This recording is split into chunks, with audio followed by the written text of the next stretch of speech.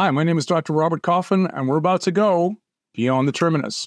We're continuing our discussions of resorptive lesions. If you haven't already seen part 1, please review it before watching this video, and everything will make a lot more sense. Many clinicians who have attempted to selectively treat ECIR have done so successfully. It's important that the affected dentin has all the clastic cells removed or treated, and this can be very difficult to do because of the nature of the resorption.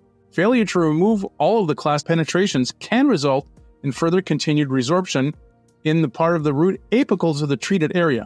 If the resorption is a class 1 or class 2 hitherse, excavation, treatment, and restoration of the resorbed area can sometimes be performed without even having to remove the pulp. However, the patient should be warned that placement of such restorations close to the pulp can result in elevated thermal sensitivity that may not be tolerable to them. It's important to manage case selection, and patients must understand that endodontics may be required to address any post-restoration thermal symptoms that they may have after you attempt to fix this.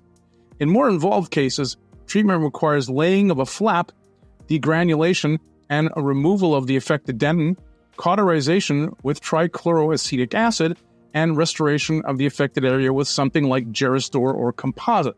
The most important thing is to get a nice, dry site, which can sometimes be difficult when working in this area of the tooth that's adjacent to the gingiva.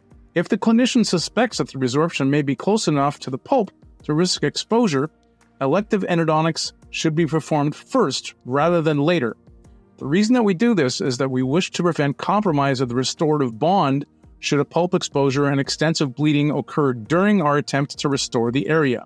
When in doubt, it's often best to stop the procedure, perform the endodontics immediately right then and there, and then restore the tooth after the endo procedure has been completed, and the restorative material can be placed up against gutta percha in a nice dry environment rather than risking it putting it up against a vital bleeding pulp. As in most endodontic cases, excellent visibility, optimal lighting, and moisture bleeding control are essential in getting the best results. My friend Dr. Terry Pancook's Pure Dental Learning has some excellent examples of how to deal with cases that many clinicians thought were unmanageable and required extraction.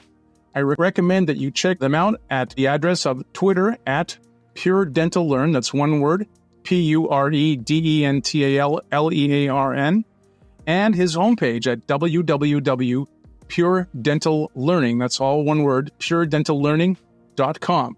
Thanks for listening. Remember, when we do the right thing, we both get better, patients and clinicians. See you next time when we go beyond the terminus.